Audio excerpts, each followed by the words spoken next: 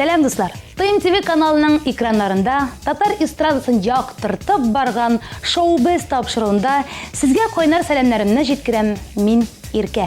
Әлеге вакытта бар дөнья түземсезлек белән Франциядә барган Евро 2016 футбол чемпионатының финалын көтә. Тарихи вакыйганың нәтиҗәләрен көткән арада татар эстрадасы артистларының тормышында нинди үзгәрешләр булганын ачыклык. Бүгенге тапшыруда Фазлиевлар гаиләсе ни өчен Мәскәүгә барган? Аилә Рәхимова ни өчен билет алып та Муз-ТВ каналы премиясына эләгә алмаган?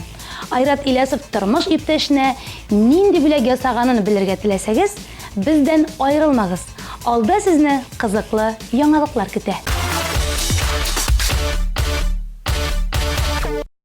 Бу җайда күп артистлар отпускларын чит илләрдә түгел, Рәсәй курортларында үткәрәләр. Моңа бик күп сәбәпләр. Рәсәйгә карата кертелгән санкциялар да, чит илләрдә барган сугышлар да, илдә барган кризис та тәэсир итә. Җырлы моңлы Фазлиевлар гаиләсе мәсәлән, июнь ахырында уллары Аяз белән илебезнең баш каласына Мәскәүгә барып кайталар. Улыбыз өчен бик истәлекле вакыйга булды инде, дип искә төшерде Алсу. Хәзер инде Фазлиевлар гаиләсе кире Казанга әйләнеп кайтты. Карашың әсир итә дә сүзеңнән эреп китәм. Иркә назлы куяныңда сөю йомгагы сүтәм. Алый итәр идем, Гел итәр идем. Тормыш юлынан үзеңне җитәкләп үтәр идем. алый итәр идем, Гел итәр идем. Тормыш юлынан үзеңне җитәкләп үтәр идем.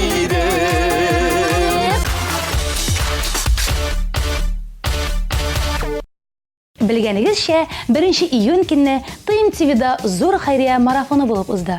14 сәгатьлек марафонда 15 йолдызлы гаилә тамашачыларны үз гаиләләре белән якынрак таныштырдылар.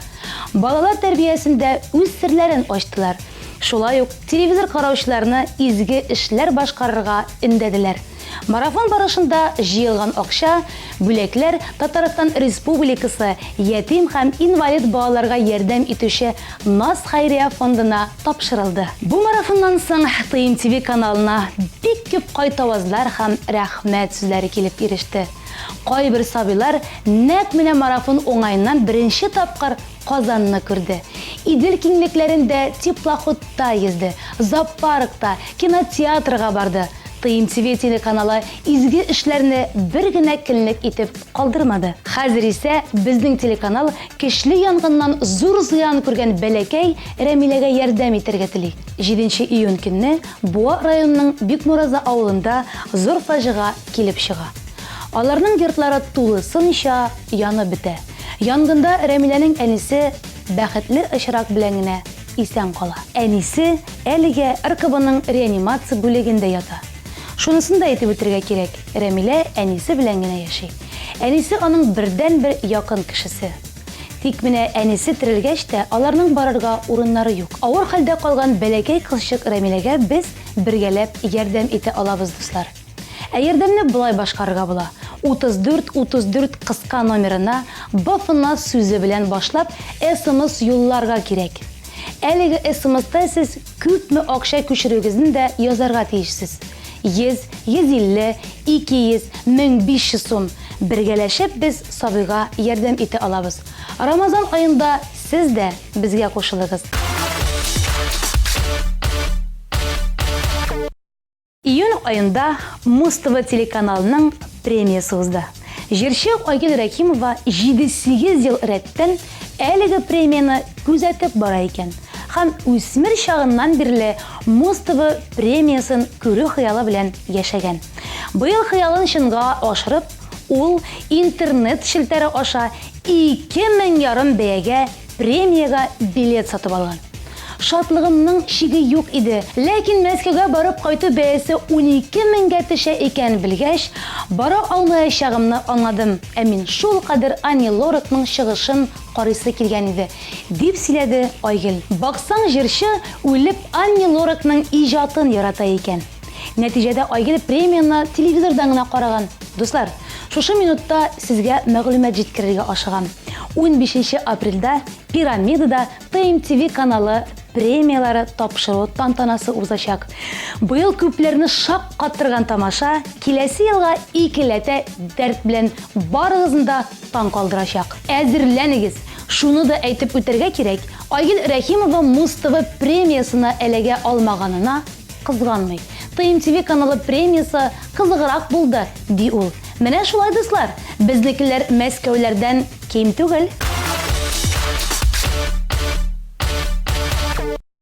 Тәрәс төбендәге гөлләрем, сирдәшем, сирдәшләрем. Әгәр мине ташлап син китсәң, ялгызым мин нишләрем?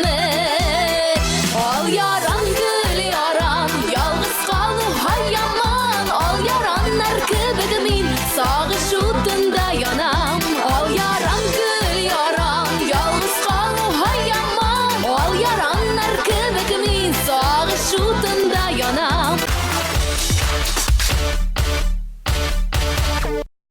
Айрат Ильясов тормыш иптәшенә зур бүләк ясаган. Топ клип тапшыруның алып баручысы тормыш иптәше Ләйсән Сәнәгатованың машинасын сатып, аңа яңа машина алган. Моңа кадәр Ләйсән 3нче модельдәге Mazda йөргән. Бу дөньяда сирәк булса да машинаны яхшы йөртүче хатын-кызлар бар. Ләкин бу минем тормыш иптәшем турында түгел дип килә Айрат. Ләйсәнгә яңа машинаны Toyota Corolla, Kia Cerato һәм Skoda арасында сайлаганнар. Хәзер инде Ләйсән яңа тимер атында йөри һәм сайлаган машинасы белән бик канәгать.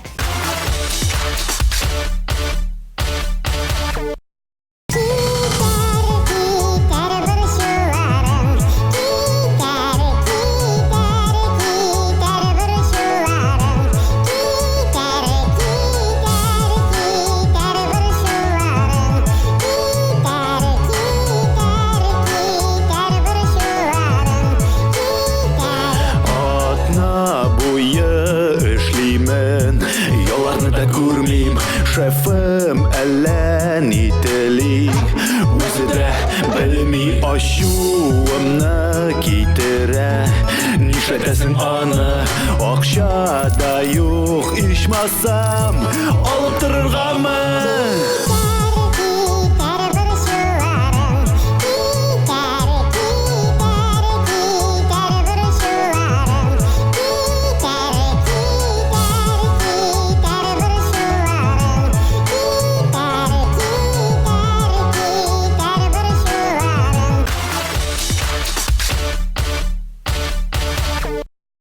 Шоу-биз тапшыруы репортера җырчы Лилия Хайруллина күп талантлар иясе икәнен ачыклады.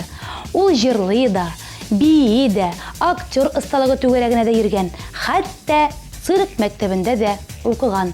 Моны исбатлар өчен ул аның белән очрашып, берничә дәрес бирүен сорады. Моннан ни килеп чыкканын киләсе репортажда карагыз. Сәлам дуслар, булавылар, кыршаулар, обручлар, шпагат, сальто, гомумән цирк. Булар барысы да бүген безнең кунагыбызның бәйле әйберләре. Лилия Хайруллина ТНТV премиясе лауреаты, популяр артист бүген безне үзенең тренировкасына чакырды. Һәм без шоу-биз командасы килдек. Лилия, сәлам, бәреп тә яздың. Ничек кәефләр? Сәлам, кәефләр бик яхшы. Мин әзер. Лилия, кара, сине цирк белән бәйле булуың, әмма ул күп кешеләргә минем өчен хәтта яңалык булып бара. Менә бер-ике сүз белән сөйләп җибәр әле. Цирк белән ничек бәйлесең? Ничә яшьтән шөгыльләнә башладың моның белән? Син инде аны менә күптән түгел генә күрдең, ишеттең дип әйтмәйме? Тик башка кешеләр, менә тамашачылар, без элек әни белән концертларга чыга идем инде мин. Шул цирк номерлары белән чыгыш ясый идем.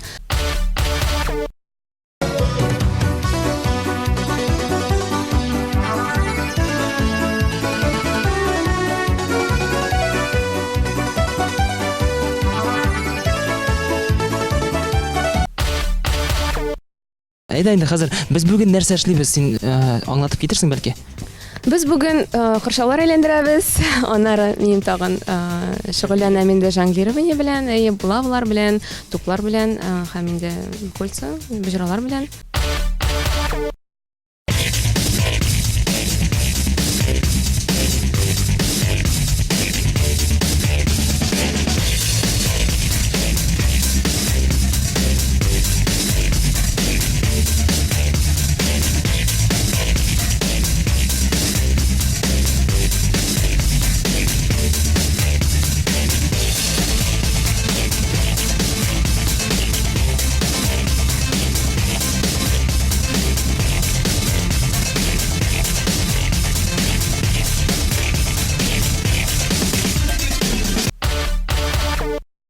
Лилия, син шуннан да әфәрин, бөтен элементларны шундай теге профессиональ дәрәҗәдә ясадың. Син нигә үзеңнең тормышыңны цирк белән бәйләп җибәрмәдең? Рәхмәт. Цирк белән нигә бәйләп җибәрмәдем? Чөнки цирк ул бик авыр профессия. Һәм инде ул теге кыска гомерле профессия дип әйтимме? Аның белән бик озак еллар шөгыльләнеп булмый, чөнки авыр. Һәм инде бәлки әти-әним иҗат кешесе булганга күрә, җырга омтылышым күбрәк булды һәм инде мин төп шөгыль итеп шул җырлауны сайладым. Лилия, синең эшең күп, иҗат белән дә янасың, ике ир-егетте үстерәсең. Тренировкаларга һәм гомумән менә бүген безнең белән очрашырга вакытны каян табасың син? Вакыт бер кайчан да җитми ул. Күпме булмаса да, ир-егетләрне үстерү, ике ир-егетне үстерү, ул бик авыр эш, бик җаваплы эш. Һәм инде тырышам инде вакыт табырга, миңа бик булыша иремнең әнисе, аңа мин бик зур рәхмәтләремне укыйм. Чөнки ул карамаса мин идән чыгып та китә алмас идем. Инде кайбер чакта минем әним дә килеп китә, аның әлеге вакытта эше бик күп, шуңа бик еш килә алмый. Менә сирәк-мирәк шулай тренировкаларга чыгып керәм инде. Синең менә тормышыңда ике ир-егет бит инде, үстерәсең аларны. Алар янына тагын бер кичкенә генә принцесса алып кайтырга теләгең юкмы? Бар, тик әлегә түгел, хәзер түгел, чөнки мин теге шул вакыйгалардан әлегенә теге уянып барам дип әйтим инде, теге иҗатка кереп барам, әкрен генә, чөнки бер атлы ике бала табу ул бик авыр. Менә хәзер әкренләп сәхнәгә кире кайту ягын карыйм. Менә сезне тагын бәлки сюрпризлар көтер. Лилия, син кире кайту дисең, син минемчә екле вакытта да сәхнәдән төшмәдең. Менә бу авыр түгел идеме сиңа? Авыр түгел иде, чөнки син екле вакытта күбесенчә өйдә утырасың һәм инде гастрольләргә йөри алмыйсың. Шуңа күрә бик рәхәт булды ул, чөнки иҗатка сусыйсың һәм инде ул җитми, синең күңелгә җитми ул. Тормыш иптәшегез белән инде берничә ел яшисез. Ирең кайсы өлкәдә эшли, исеме ничек, нинди яклардан, кайсы яклардан? Тормыш иптәшенең исеме Айрат. Без менә быел 3 ел булачак инде, Алла берсә, бергә торганга. Без бергә укыдык. Ул финансовый институтта. Шуннан соң без аерылып торган ул инде Англиягә укырга китте 7 елга. Шуннан соң ничектер аралашып китеп инде менә шуга бергә кушылдык, кавыштык, туйларыбыз булды. Ул экономист булып эшли хәзерге вакытта. Синең иҗатыңны үстерүгә ничек булса да ярдәм итәме? Мин инде җыр язырган саен аңа күрсәтәм, мин тыңлап кара әле дим. Соңыннан планнарым белән бүлешәм, аның белән ирешкән уңышларым белән, һәм инде мин шул уңышларга ирешүгә аңа рәхмәтне, чөнки ул мине матди яктан да миңа булыша. Шулай теге төрле, без бик төрле дип уйлыйм инде мин. Ул теге рациональ кеше, бик теге математика фәннәрендә бик көчле. Мин инде иррациональ иҗади кеше буларак, ничектер менә бер-беребезне аңлыйбыз, сөйләшер темаларыбыз да күп, Аллага шөкер. Очрашулар кирәк, дип әйтәсең, канаса да тирән яралар. Ничек кенә үзем теләсәм дә, якын булмас безнең аралар. Очрашулар кирәк, очрашулар кирәк, очрашулар кирәк. хатын-кыз тормыш иптәшенә, иренә малай алып кайтып бирсә, ул инде зур бәхет. Һәм төрле ирләр төрле бүләкләр ясыйлар мондай очракта. Синең тормыш иптәшең дә айратта инде бүләк ясагандыр дип уйлыйм. 2 малай алып кайтып бирдең инде. Сөйләп җибәр әле, ниндирәк бүләкләр ясады ул сиңа? Беренче малайыбыз тугач, ул миңа бриллиантлар белән, рубиннар белән, матур алкалар белән колье бүләк иткән иде. Һәм инде икенче малайыбыз тугач сәгать бирде бриллиантлар белән. Синең тагын нинди булса да бер бүләк аласың киләме? Әлбәттә, Алайса тиз генә балалар тудыру йортына барырга кирәк буласак сиңа. аны андый вакыйгаларсыз да бирсә, мин бик шат булыр идем.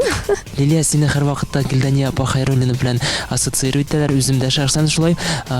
Менә бу күренешкә ничек карыйсың, нәрсә уйлыйсың менә моның турында? Менә дөресен генә әйткәндә, артист балаларына бик авыр, чөнки сингл әти-әнинең шәүләсендә торасың.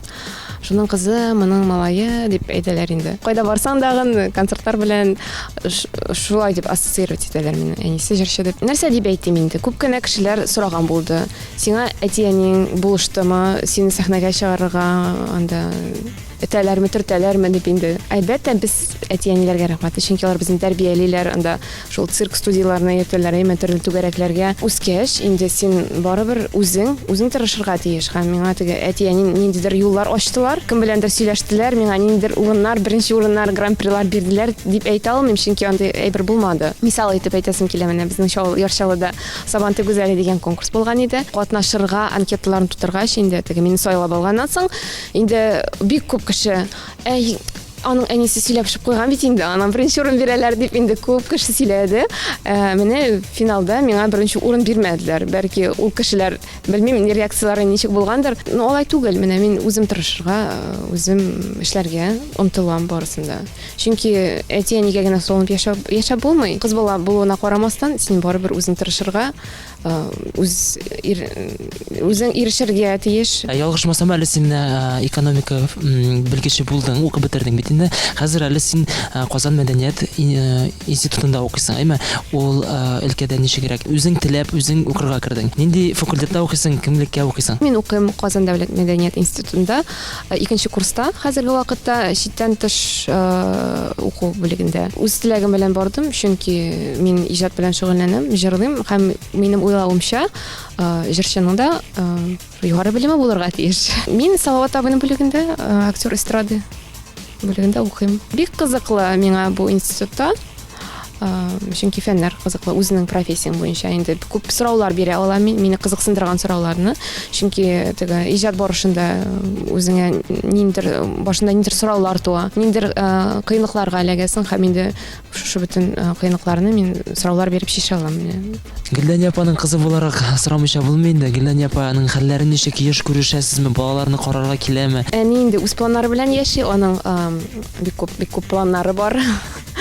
Эшләре инде безгә еш килергә тырыша, тик вакыты булганда Гөлчаллы Казан арасында йөри инде, мин аны сүгәм. Гөл юлда йөрисен дип, чөнки аның өчен куркам. Килә балалар белән урамга чыга, караша инде вакыты булганда. Булай барысы да яхшы, Аллага шөкер аның. Гөлдәния апаны күргәч, минем ничектер Гөлдәния апада яңа сулыш барлыкка килгән кебек тоелды. Менә син андый әйберне күрмәдеңме, сизмәдеңме? Бар инде аның, ул гел теге амбициялар белән яши дип әйтимме. Минем белән киңәшләшә, ул теге туган идеяларын миңа сөйли һәм инде киңәшләр сорый. Иң якын дусты мин инде аның.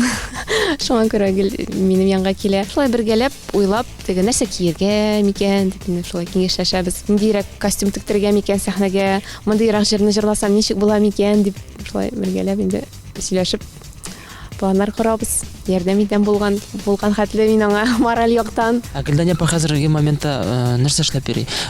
Концертларга әзерләнәме? Кая булса да эшлиме, ничегрәк? Ул концертлар белән йөрде инде менә, көз көне, яз көне аның концертлары булды. Һәм менә яңа программа ясарга әзерләнә, яңа номерлар. Чөнки теге халыкка күрсәтергә, кызыксындырырга, ничектер теге җырлауына түгел, инде иҗат битендә ул гомумән концерт куясың икән, теге чыкканда җырлауны түгел, кешене ничектер сөендерәсе килә, кызыклы берләр күрсәтәсе килә. Ике юл арасында, ике шәһәр арасында йөри дип әйтәсең. Казанга күчәргә теләге барлыкка килмәдеме? Күчте инде ул Казанга. Моңа карамастан, теге Чаллыда да күп эшләре бар һәм менә шунда кайтырга туры килә бик еш. Ничектер шулда җибәрми әле аны. Тулысынча. Гомумән иҗат кешесе шулайдыр инде ул бит инде бер шәһәрдә генә яшәмәй. Бер көнне Сочида, икенче көнне анда Владивостокта, өченче көнне каядыр Әлмәттә шулай гастрольдә. Лилия, син бит инде зур сәхнәгә, эстрадага соң чыктың дип әйтергә була. Менә моның нинди сәбәпләре бар икән? Бик соң дип әйтмәс идем, чөнки мин инде күптәннән, кечкенә вакыттан бирле җырлыйм. Гомумән мин күпсенчә концертларда катнаша идем. Шәһәрдән шәһәргә йөреп, башта әниләр белән, соңыннан төрле җырчылар белән чыккаладым инде гастрольләргә, аннары Данир Сабиров белән бер ел йөреп алган идем. Һәм инде теге декретка киткәч, өйдә утырыш башланды. Бик шөгыльләнергә вакытым юк иде. Менә инде хәзер әкренләп үземне формага китерәм. Теге телевизордан, радиодан күренмәгәч, ишетелмәгәч, сине бик белмиләр дә. Шуңа күрә теге соң чыктым кебек тоела. Инде менә шул пиар белән чыга башладым дип әйтим инде. Ансы инде бер 3-4 ел элек икән башланды. Чөнки ул эстрадага чыгуның да үзенчәлекләре бар. Аңа алдында чыктың гына түгел. Шуңа күрә скиллары күп инде.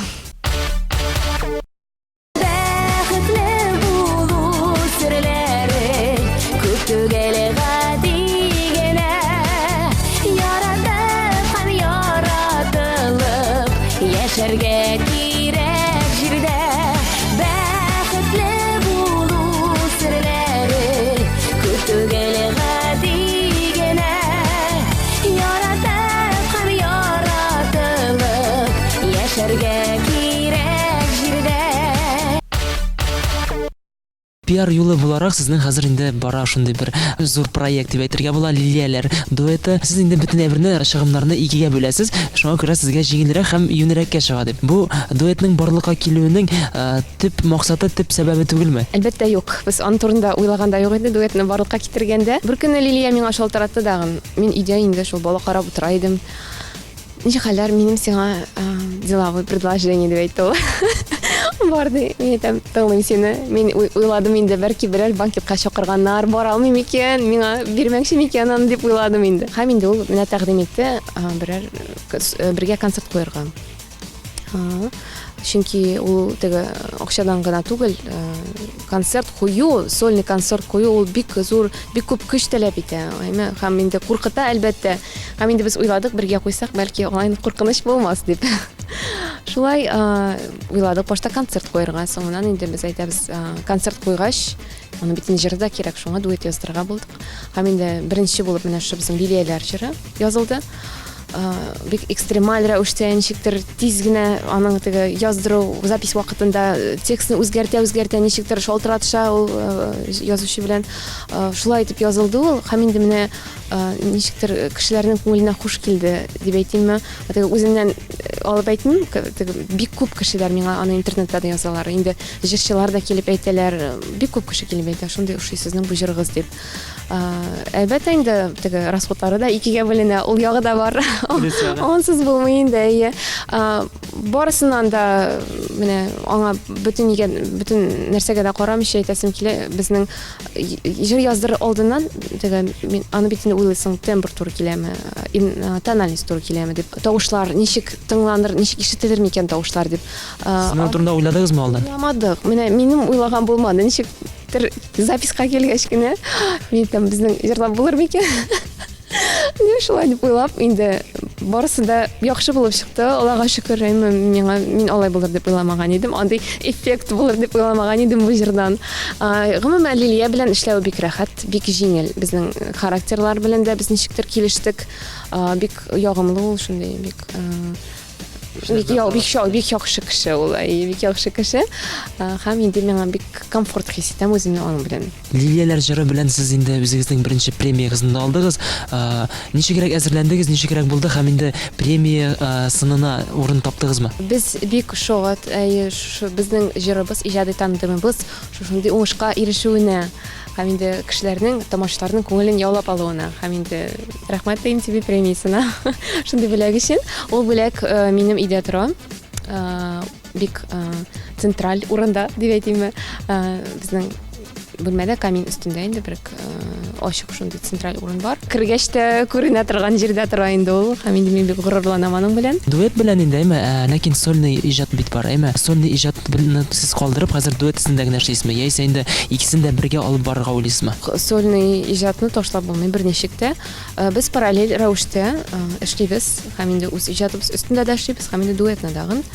Менә тагын берничә җыр яздырдык Лилия белән. Тиздән премьера булачак.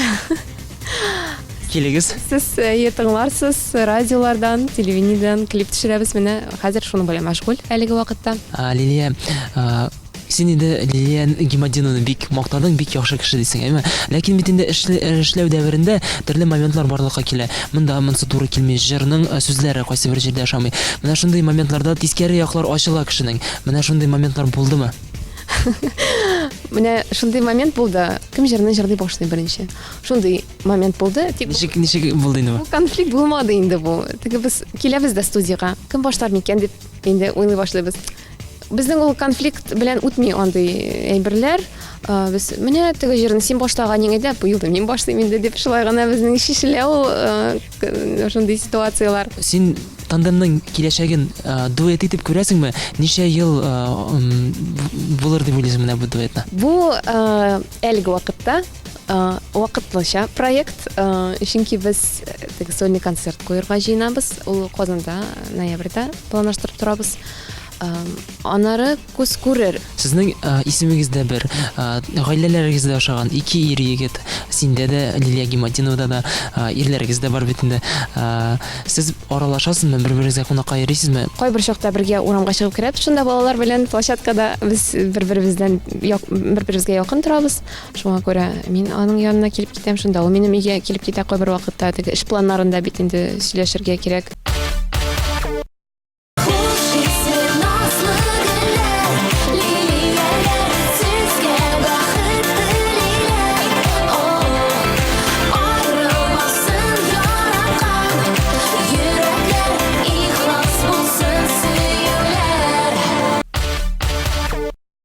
Тамашачылар, сине күргән кешеләр, синең белән килеп исәнләшеп, синең белән аралашалармы? Буламы шундый моментлар менә? Син үзеңне теге популяр итеп хис итәсеңме? Булгалы инде сирәк булганы бар. Мин әйтмәс идем үземне популяр хис итәм дип, мин йолдыз дип үземне хис итмим. Әлегә мин андый популяр кеше дип әйтмәс идем үземне. Тормыш иптәшең инде белә синең иҗатыңны аңлый һәм инде ярдәм итә, ләкин ир кеше инде ул. Барыбер ничек булса да көнләшү хисе бар. Бардыр дип уйлыйм. Күрсәтәме ул, син аны сизәсеңме? Менә күпме торабыз ирем белән, тормыш иптәшем белән, аның менә көнләшү хисен күрсәткәне юк. Лилия, хәзер менә шушы моментта инде әңгәмәне бер ничә мизгелгә туктатып торырбыз. Хәзер беләсең бит инде актив ял итү шундый популяр булып китте. Мин сине хәзер велосипедта йөрергә чакырам. Бик рәхәтләнеп, бик теләк белән чыгам. Киттек.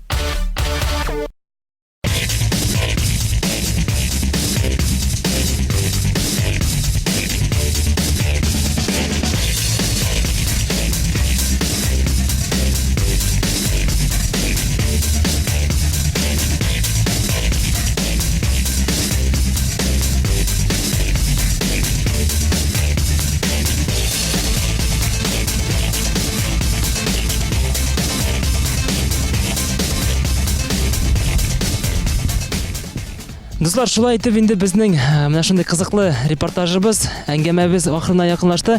Бүген синең белән инде Лилия синең выступлениеларыңда карап алдык, чыгышларыңны да күрдек, обручларны да әйләндердең, бераз велосипедта да йөрдек. Менә ничек сиңа менә бүгенге безнең күрешү? Бик яхшы, мин бик көч алдым дип әйтим инде. Рәхәт булды, күңелле булды. Рәхмәт сезгә чакырган өчен. Дуслар, җәйнең матурлыгын күреп калыгыз, рәхәтләнеп ял итегез, вакыт тиз бара. Саубуллашабызмы? Сау булыгыз, дуслар, актив тормыш алып барыгыз. Пока-пока. Пока-пока. ТНТВ каналында изге эшләр дәвам итә. Күптән түгел партнерларыбыз кинотеатр «Мир» һәм «Удивительный зоопарк» ярдәмендә НАС хәйрия фондында тәрбияләнүче балалар Казанны күрделәр.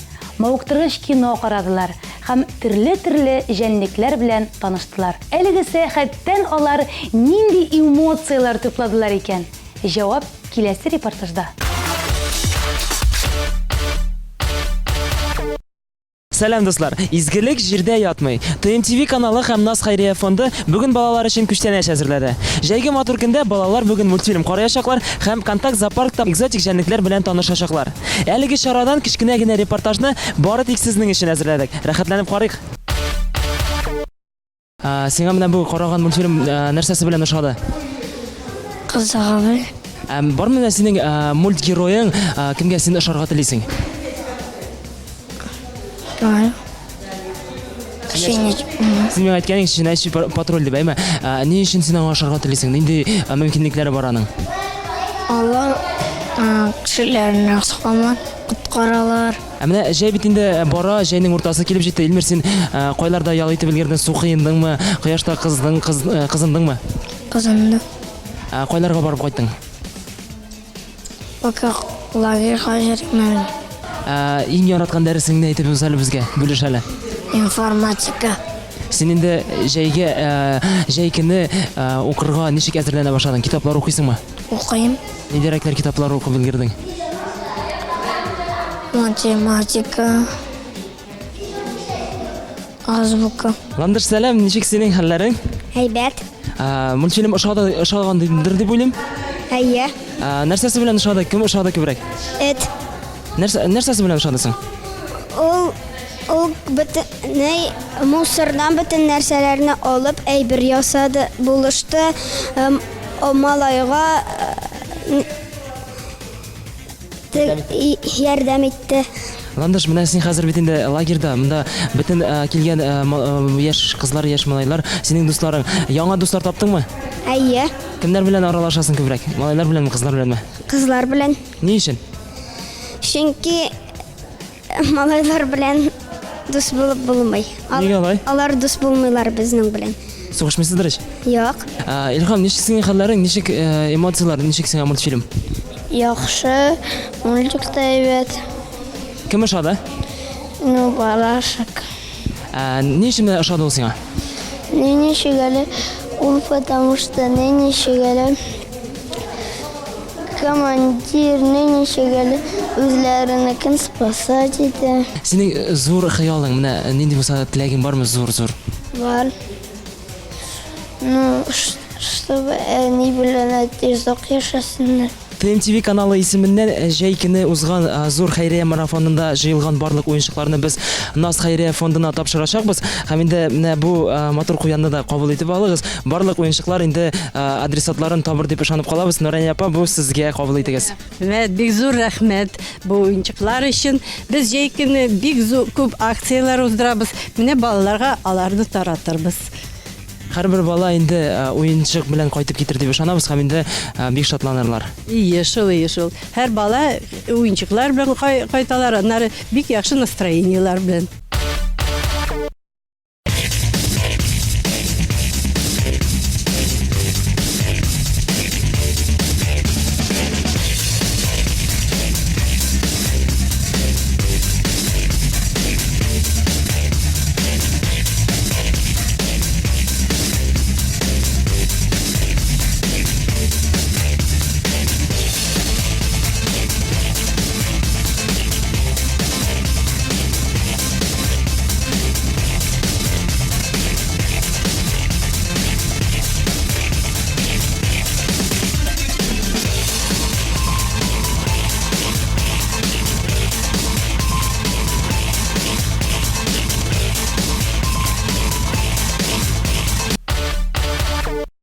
Ришат, синең өйдә нинди җәнлекләр бар?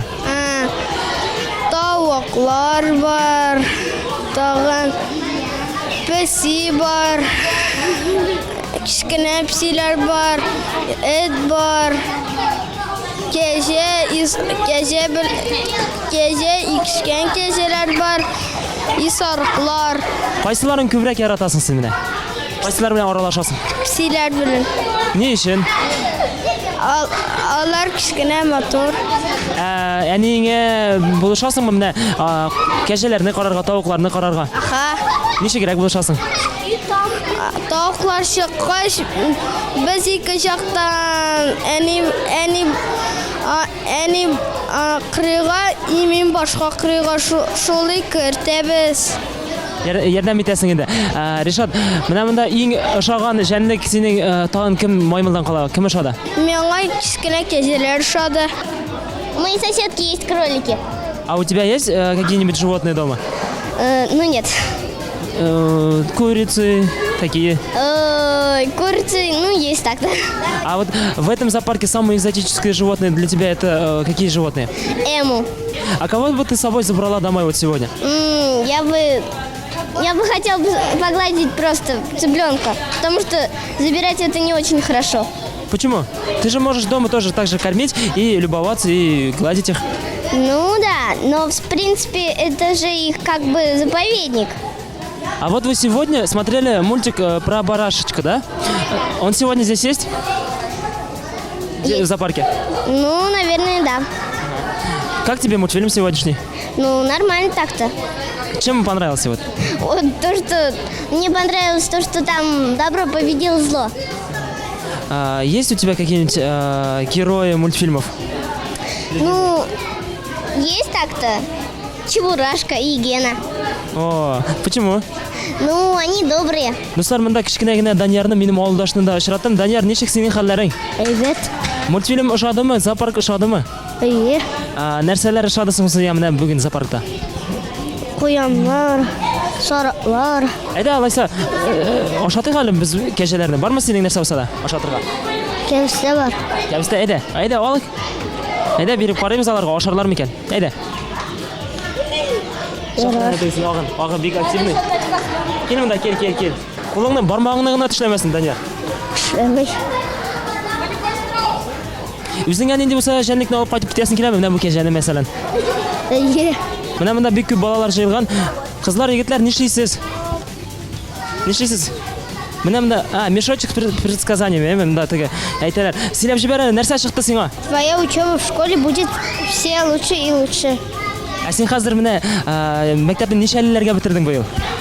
Бишкә. Җәй көне сезгә бит җәй көне биремнәр бирәләр, китаплар укырга кушалар. Син укыйсыңмы әле? Әйе. Ниндирәк китаплар укыдың? Чуковскийныкы. Сиңа ошадымы менә бүген? Әйе. Нәрсәсе белән ошады? Бүген бик кызык булды. Һәм рәхәт. Бүген бик кызык кинотеатр булды. Анда барак шоу турында күрсәттеләр. Фирзар, синең өйдә шибиләр бармы, үстерәсеңме? Аха. Ничек аларны чакырырга кирәк ошатканда? Әйдә, чакыр, күрсәт әле. Кычкыр, нәрсә әйтәсең син аларга чакырганда? Кулыңны чукымасыннар. Нинди җәнлекләр ошады менә сиңа бүгенге зоопаркта? Кабан, индюк, черепаха, балыклар. Кайсысын син беренче тапкыр күрәсең? Кабан Бер кашан да күргән юкмы? һәм индюк. Менә кайсыларын өйгә алып кайтып китәсең килә? Кабан. Ни өчен? Аны сыпап була. Сыйпау, сиңа сыйпарга ошыймы? Аны бит әле ошатырга кирәк. Ничек ошатырга? Нәрсәләр белән ошатырга икән беләсеңме? Юк, интернеттан карыйм. Үскәч кем булырга телисең менә әйт әле. Бизнесмен. Ни өчен менә башка егетләр, кызлар инде пешекче булам диләр, врач буласылар килә, табиб буласылар килә. Син менә бизнесмен. Ни өчен? Мен акча күп җыяс килә. Акча булгач нишлисең? Кешеләргә ярдәм итәргә уйлыйсыңмы? Ничегрәк? Акча бирәм. Анасын сатып алалар, үзләренә яхшы. Анасын шундай әйбәтләп яшиләр. Сиңа монда нәрсәләр ошады? Крокодил, павлин,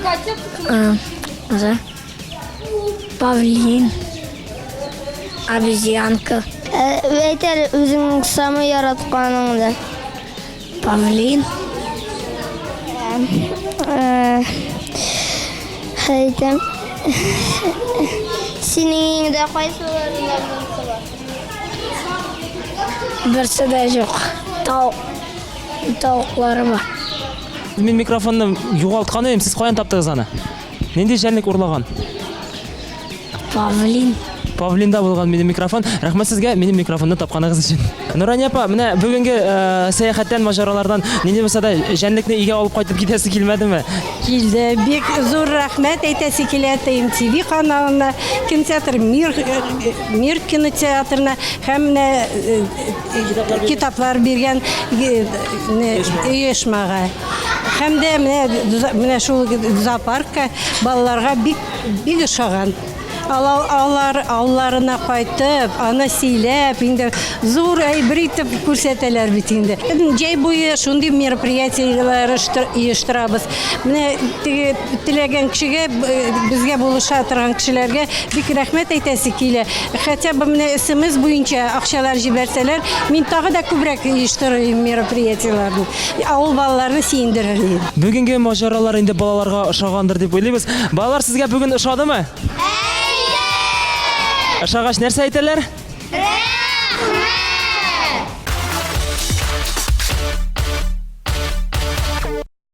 Шулай итеп, тапшыруыбыз ахырына да җитте. Сезнең экраннарда шоу-біз тапшыруы булды.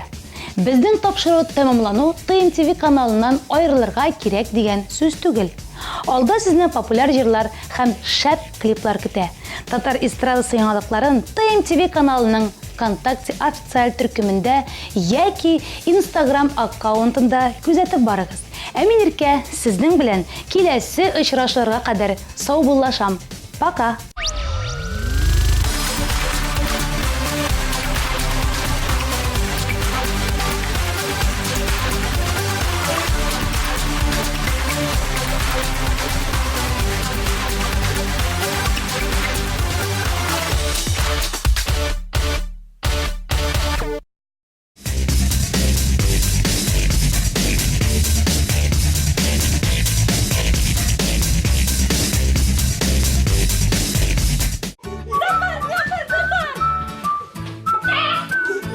Зайчик любит морковку. Так, с меня хватит. Идем в удивительный зоопарк. Удивительный зоопарк на Петербургской. Siz to'yga hazırlanasizmi? Make-up Atelier Vizaj һәм стиль студиясе тәкъдим итә. 3 ай буена безнең профессиональ визажист стилистлар сезне иң мөһим тантанага хәзерләргә ярдәм итәчәк. Макияж, прическа, маникюр, педикюр, шугаринг, солярий һәм башкалар. Сез иң матур кәләш булачаксыз. Бүген сезнең өчен онытылмаслык булсын. Телефоны 226 02 70.